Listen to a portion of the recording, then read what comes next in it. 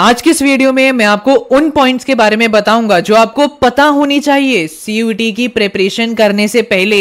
बहुत valuable video है, बहुत कुछ जानने को मिलेगा और इस वीडियो को अपने उस दोस्त के साथ जरूर शेयर करना जिसके साथ आप खुद सीयूईटी क्रैक करके सेम कॉलेज में जाना चाहते हैं। नाउ सबसे पहले सबसे important suggestion, read NCERT thoroughly. आप लोग क्या करते हैं, आगे चल के आपके बोर्ड एग्जाम आने वाले हैं, 3 नंबर का क्वेश्चन 5 नंबर का क्वेश्चन होएगा, 5 पॉइंट 6 पॉइंट लिख के आ जाओगे, पूरे नंबर आपको मिल जाएंगे। तो आप सभी एनसीईआरटी कैसे पढ़ते हैं, अपने पॉइंट्स बनाने के लिए। आप अपनी एनसीईआरटी पढ़ रहे हैं, आपको ये लगता है कि यार ये पैराग्राफ समझ नहीं आ रहा, स्किप दिस, सेकंड पैराग्राफ पे आते हैं, ये समझ आ गया, समझ लिया, इससे पॉइंट बना लिए। नेक्स्ट पैराग्राफ समझ नहीं आ रहा, स्किप इट। ये स्किपिंग स्ट्रैटेजी आपको सीयूईटी में बहुत हानिकारक साबित होगी, क्योंकि सीयूईटी क्या है, एक एमसीक्यू ओरिएंटेड एग्जाम है जिसमें एमसीक्यू पूछे जाते हैं, किसी भी लाइन से एमसीक्यू क्रिएट हो सकते हैं। तो अब से आप एनसीईआरटी की कोई भी लाइन को या कोई भी पैराग्राफ को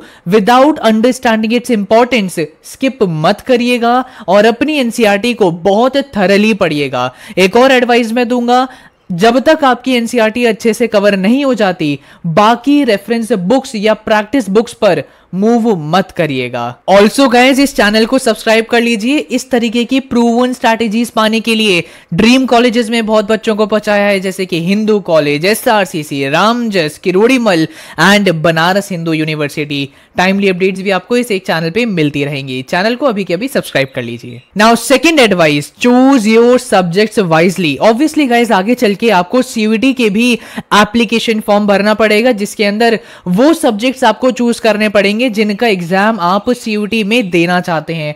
तो ऑब्वियसली आप अपनी स्ट्रीम के सब्जेक्ट चूज करोगे, कोई ना कोई एक लैंग्वेज मिनिमम आपको चूज करनी पड़ेगी, या तो वो इंग्लिश हो सकती है या तो वो हिंदी हो सकती है। लेकिन कई बच्चे कंफ्यूज हो जाते हैं इस सब्जेक्ट को लेके, that is the general test. ये एक ऐसा सब्जेक्ट है जिसके अंदर आपको करंट अफेयर्स और जीके पढ़नी पड़ेगी, इसके अंदर आपको मैथ्स पढ़नी पड़ेगी, इसके अंदर आपको लॉजिकल रीजनिंग पढ़नी पड़ेगी। बहुत बड़ा सिलेबस होता है इस एक सब्जेक्ट का, लेकिन ये सब्जेक्ट हर बच्चे को पढ़ने की आवश्यकता नहीं होती। जिस बच्चे को बनारस हिंदू यूनिवर्सिटी या कुछ और ऐसी यूनिवर्सिटीज हैं जहां जीटी की रिक्वायरमेंट है, तभी ये सब्जेक्ट आपको पढ़ना है। अदरवाइज अगर आप दिल्ली यूनिवर्सिटी टारगेट कर रहे हैं तो वहां पर मेजॉरिटी कोर्सेज के लिए जनरल टेस्ट की प्रिपरेशन करना जरूरी है ही नहीं, तो क्यों टाइम बर्बाद करना ऐसे सब्जेक्ट्स की प्रिपरेशन करने में। बेटर है अपना सब्जेक्ट्स को बहुत वाइजली चूज करिएगा। देन इसके बाद गाइस ना, कुछ दिनों में एक बड़ी समस्या आपको फेस करनी पड़ेगी, एंड दैट इज बोर्ड्स को भी मैनेज करना पड़ेगा, फिर सीयूईटी की भी प्रिपरेशन को मैनेज करना पड़ेगा। बट मैं आप सभी को बताऊं ना, ये कोई बड़ी प्रॉब्लम नहीं है। आप सभी यूट्यूब पे जाके चेकआउट कर सकते हैं, इस अकेले टॉपिक के ऊपर अनेकों वीडियोस बन रखी हैं, बट मेरी वीडियोस आपको बहुत कम दिखेगी, क्योंकि in my opinion it is not a problem at all. आप सभी को क्या करना है, अपने बोर्ड्स की प्रिपरेशन अगर आपने अच्छे से कर ली तो आपका मोर देन 60% सीयूईटी का सिलेबस कंप्लीट हो जाएगा।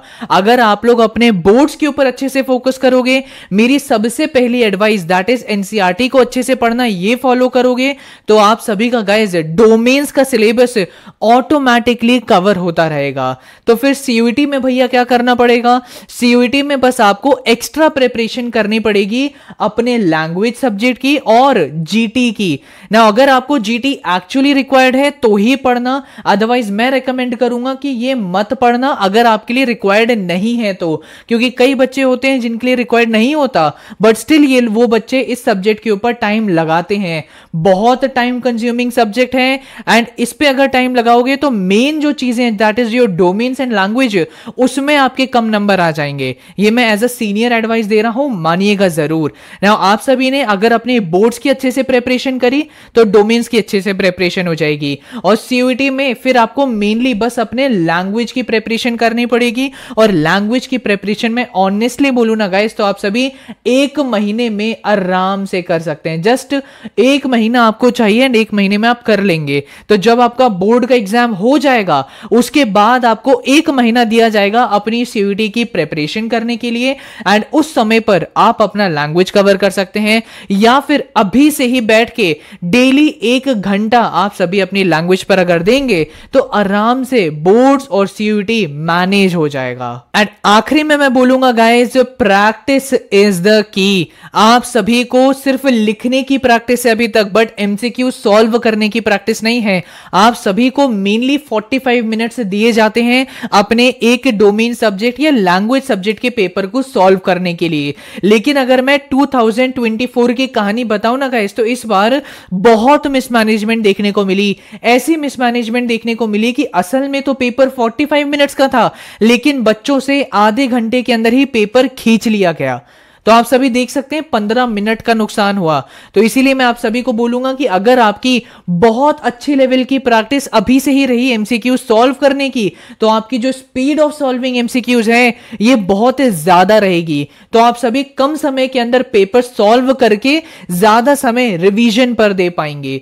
तो फिर मैं आपको बोलूंगा प्रैक्टिस पर जरूर फोकस करिएगा। और आखिरी में मैं थोड़ा सा समराइज कर देता हूं, प्रैक्टिस करिए, इसके बाद बोर्ड और सीयूईटी मैनेज करने का फंडा मैंने आपको बता दिया, इसके बाद अपनी सब्जेक्ट बहुत वाइजली चूज करिएगा, सब्सक्राइब कर लीजिएगा एंड आखिरी एनसीईआरटी को बहुत थरली पढ़िएगा। I hope this video help you. Channel को सब्सक्राइब कर लीजिए। मिलते हैं अपनी अगली वीडियो में, तब तक के लिए ऑल द वेरी बेस्ट।